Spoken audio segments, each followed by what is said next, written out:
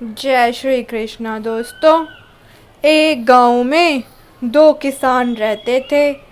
दोनों पड़ोसी थे और दोनों के पास अच्छी खासी खेती लायक ज़मीन थी, जिसमें वह दोनों ही सब्जियां उगाकर बाजार में बेच दिया करते थे। दोनों किसानों में से एक किसान बहुत ही भले मन का था।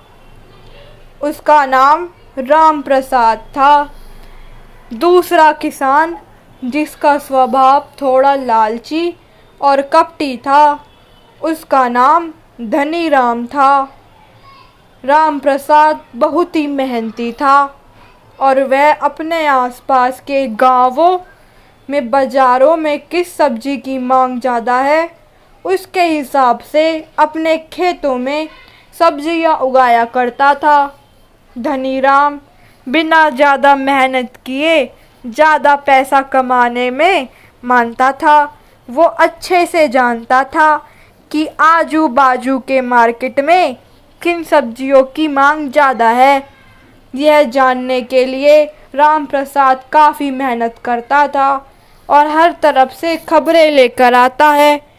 इसलिए वह बिना कुछ किए राम प्रसाद जो भी सब्जी लगाया करता, वही सब्जी अपने खेत में लगा दिया करता था। एक बार राम प्रसाद में कई गांवों में जांच करके यह पता किया कि इस बार प्याज की फसल ज़्यादा नहीं होने वाली है, इसलिए इस साल प्याज की खेती करने में काफ़ी फ़ायदा होगा। राम प्रसाद ने अपने सारे खेतों में अच्छे नस्ल के प्याज बो दिए। हमेशा की तरह मेहनत से दूर भागने वाले धनीराम भी राम प्रसाद की देखा देखी अपने सारे खेतों में प्याज की बुआई कर देता है। देखते ही देखते उन दोनों के ही खेतों में प्याज की अच्छी फसल पैदा हो जाती है। दोनों ही एक दिन अपने खेत से थोड़ा थोड़ा प्याज निकालकर बाजार में बेचने के लिए लेकर जाते हैं। राम प्रसाद और धनीराम बाजार में एक दूसरे के आजू बाजू में बैठकर प्याज बेचने लगते हैं। देखते ही देखते कुछ घंटों में ही दोनों के सारे प्याज ऊंचे दामों में हाथों हाथ खरीद लिए जाते हैं। राम प्रसाद ये सोचकर काफ़ी खुश होता है कि उसने जो भी मेहनत की उसका उसे अच्छा फल मिला। यह पता करने में कि इस साल प्याज की खेती करना फ़ायदेमंद होगा, वह सफल रही और सच में बाज़ारों में इस वर्ष प्याज की काफ़ी डिमांड बढ़ी हुई थी। वहीं दूसरी तरफ धनीराम भी अपने प्याज के अच्छे दाम मिलने पर बहुत खुश होता है, लेकिन उसकी और लालची कपटी दिमाग में एक विचार कौंधने लगता है। धनीराम घर पहुंचकर अपनी बीवी को बेचे हुए प्याज के सारे पैसे दिखाता है, जिन्हें देखकर उसकी बीवी भी काफ़ी खुश हो जाती है और कहती है, इस साल तो प्याज से अच्छी कमाई होगी ऐसा लगता है। धनीराम कहता है, हाँ बिल्कुल सही कहा, इस साल प्याज हमें माला माल कर सकता है और जितना तुम सोच रही हो उससे कहीं ज़्यादा। धनीराम की बीवी कुछ समझ नहीं पाती। तब धनीराम कहता है, मेरे पास एक आइडिया है जिससे हमारे खेत में जितने भी प्याज हैं उनकर बेचकर तो हम पैसे कमाएंगे ही, लेकिन उससे भी डबल पैसे हम इस साल कमा सकते हैं। और इतना कहकर धनीराम उसकी बीवी के कान में कुछ कहता है।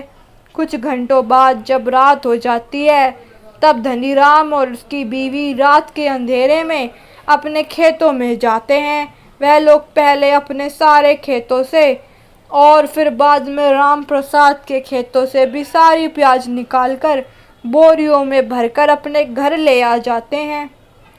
घर पहुंचकर वह सारी प्याज को अपनी रसोई घर के पीछे बने एक खाली कमरे में भरकर उसे ताला लगा देते हैं।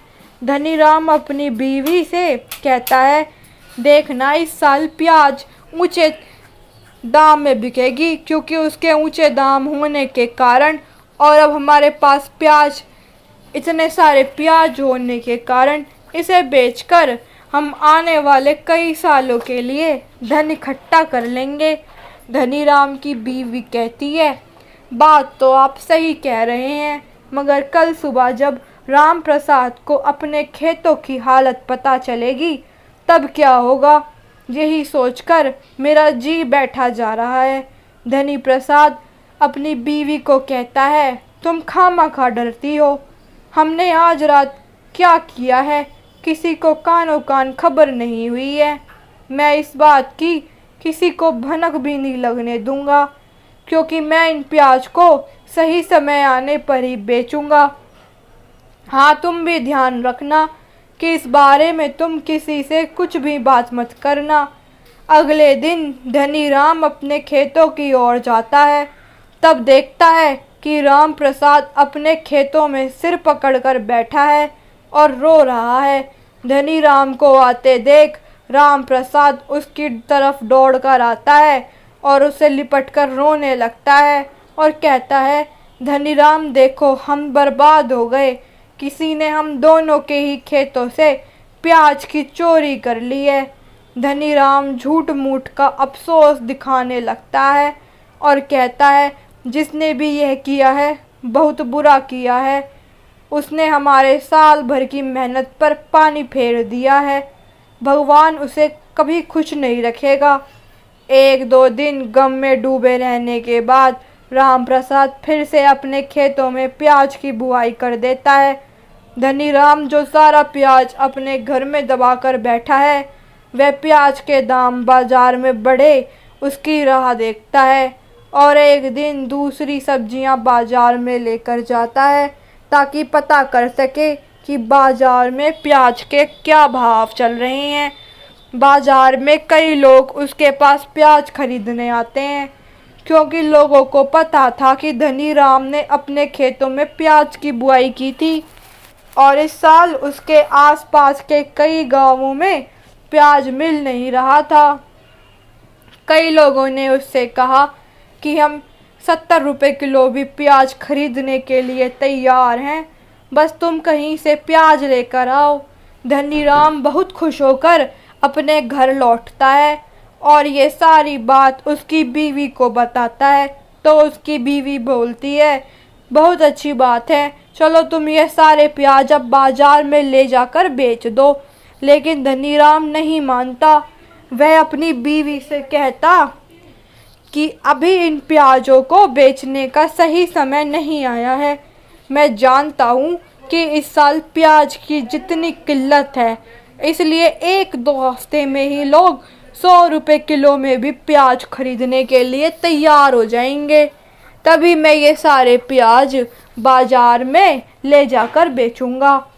इसके लिए एक दो हफ्ते और इंतज़ार करना पड़े तब भी कोई बात नहीं है। देखते ही देखते 1 महीना बीत जाता है।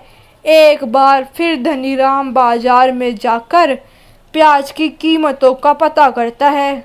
वह खुश हो जाता है, क्योंकि इस बार लोग 100 रुपये में भी 1 किलो प्याज लेने के लिए तैयार हो जाते हैं। धनीराम जल्दी से अपने घर लौटता है और यह बात अपनी बीवी को बताता है। उसकी बीवी भी खुशी के मारे उछल पड़ती है। दोनों पति पत्नी बड़ी खुशी खुशी से उस कमरे को खोलते हैं जिसमें उन्होंने चोरी किया हुआ प्याज बोरियों में भर कर रखा था। जैसे ही दरवाज़ा खुलता है, उस कमरे से भयानक बदबू उन दोनों को महसूस होती है। वे जल्दी जल्दी प्याज की बोरियों को खोल कर देखते हैं तो पाते हैं कि उन्होंने छिपा कर रखे हजारों प्याजों में से एक भी प्याज अब खाने लायक नहीं बचे थे। सब के सब सड़ चुके थे।